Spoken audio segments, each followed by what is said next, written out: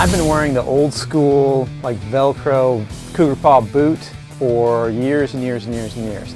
They are super uncomfortable and super expensive, but super worth it. So they have the foam pad on the bottom, and you can walk on most roofs. But I switched over to the estimator model, and I've worn them all week in the most demanding of roofing environments, Dallas, Texas.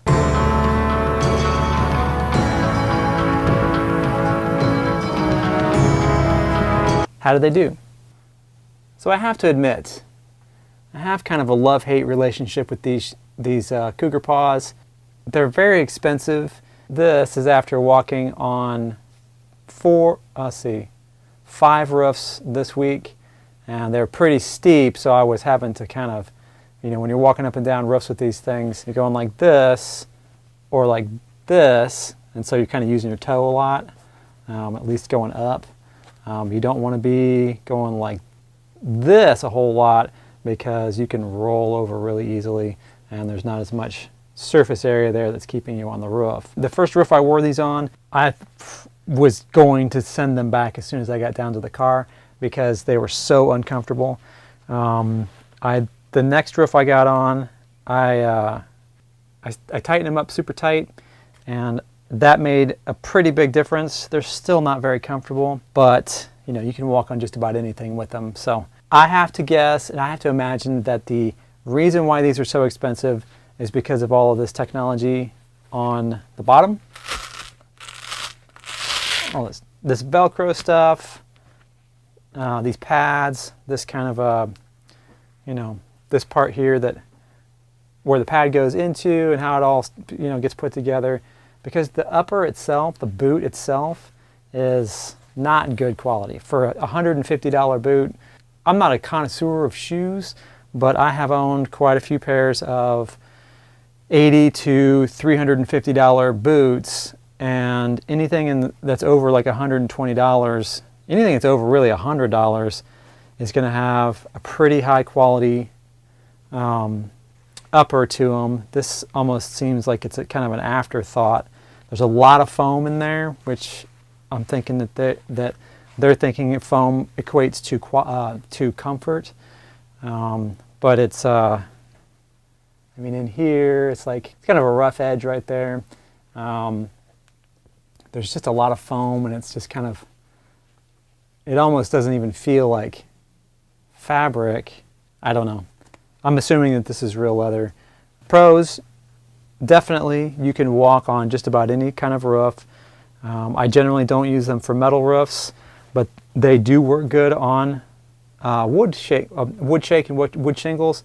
You just have to make sure that you're stepping on the pad and not on the edge, because you hit one of these edges, it's going to be hard. It's a hard edge. It's like a hard plastic edge, and if you try to walk on that, if your pads are low, because these stick up pretty high, brand new, but they'll get down flush with this. If you try to walk on a wood shake roof, or even a regular roof with your pads low, you're going to be in for a scary time. The cons, they're ridiculously uncomfortable. And I know I got my right size. It says to you know, on their website it says to go true to size. They're not sized up a half size like the old ones were. So I wear a size 11 and everything, and they're just, maybe I just have a weird shaped foot. I don't know. Also, if you get them wet, like if there's any moisture, they're going to be pretty much useless. They won't work very well. So you want to make sure that the roof that you're on is dry. In fairness, this kind of a boot is a specialty roof boot. Don't wear them walking around the house, especially in the morning or really any time of day, because you're going to get, in the morning time, you're going to get water from the dew in the grass. It's just going to be spongy and slippery. Dust and dirt will get in there, and it reduces the effectiveness of the pad. Also, it wears them down faster, so you only want to wear these on the roof. They're great, but they're not comfortable, but they'll keep you alive. That should be their slogan. In a world where this will make for one epic trailer. Now, I will say, and this is a little bit controversial, there is a notion that you have to have a 2 to 3 to 4 inch upper like this, like a high top, to protect your ankle. I don't see how this is going to protect my ankle from rolling on a roof. And I've been doing this 20 years, and I've got some pretty strong ankles because you walk around on roofs all day long like this, with your leg like this, you're going to build up some strong tendons and muscles in that area. If they made this boot like this and created the whole deal on the bottom like that, these are hiking shoes. They do really well on the roof, but they're starting to get worn down. These are super, super comfortable, and I find that because there's no high top part of this, that my ankle is free to articulate in any way that it wants to go. I don't have this business impinging on my leg when I'm trying to walk down a roof, or you happen to go sideways, or you got them tight, it's laced up super tight, and you're like this going up a roof. This is part of the discomfort, is dealing with this top part. I'm half tempted to just take a pair of scissors and just cut this off, although that would ruin these. I wouldn't do that. I would like to see somebody come out with a roofing shoe that is like this. This is super lightweight. It's not waterproof, so that your foot will breathe in it when it's super hot. This boot it's almost like it's trying to be two different things. It's got this really heavy upper, like you're going to be kicking around a job site, or crawling in a mine or something, and then it's got this roof part. So they're not. To me, this is almost like it's confused about what it really wants to be. If I'm on a roof and I'm an estimator, I'm not carrying bundles of shingles. I'm not generally probably taking any tools or anything other than my tool belt. I got my hands free for the most part, so I don't know why I would need any extra load carrying capacity or like this heavy duty. This is a reinforced toe. It's plastic toe. Why do I need that on a roof? I need agility, flexibility, lightweight shoe. You look around on the internet, you're going to see that a lot of people are talking about Vans, and I've worn Merrells, the Moab ventilators. I found those back in 2001.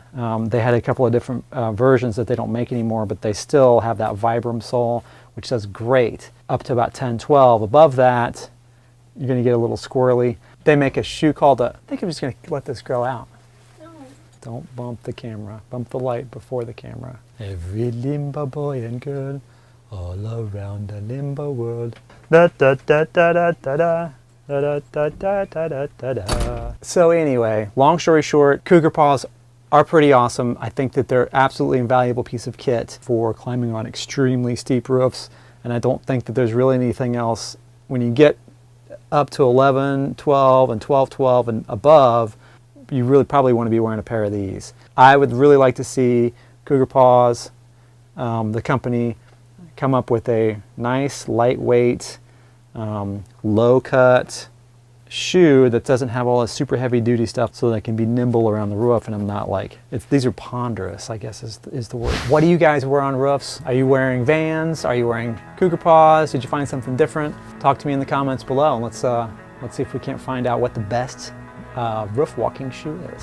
Okay, so you can buy Cougar Paws and a lot of other essential cat property IA gear through my Amazon affiliate links at adjustertv.com/resources. It doesn't cost you anything extra, but I get a couple of bucks when you buy through those links, so I really, really appreciate your support. Wondering what to watch next? Check out these awesome videos, and don't forget to like, share, and subscribe. Thank you so much for watching, and have a great storm.